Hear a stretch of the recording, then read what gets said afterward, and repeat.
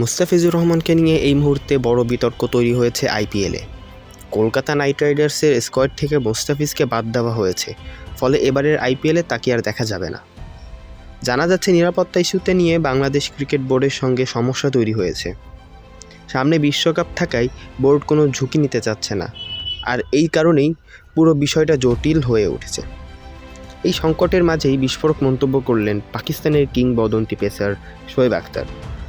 তিনি পরিষ্কার ভাষায় বলেছেন, মুস্তাফিজ আমাদের বাংলাদেশের ভাই, আইপিএল না খেললে কোনো সমস্যা নেই, সে চাইলে পাকিস্তান প্রিমিয়ার লিগে খেলবে। শোয়েব আখতার আরও বলেন, পিএসএলে মুস্তাফিজ সর্বোচ্চ ভিত্তিমূল্যেই খেলবে, কোনো ছাড় নয়, পুরো সম্মান নিয়েই খেলবে।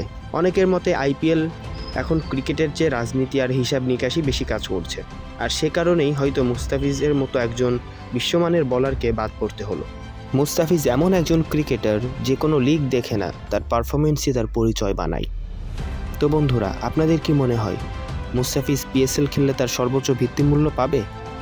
অবশ্যই কমেন্ট করে জানান আপনার মতামত।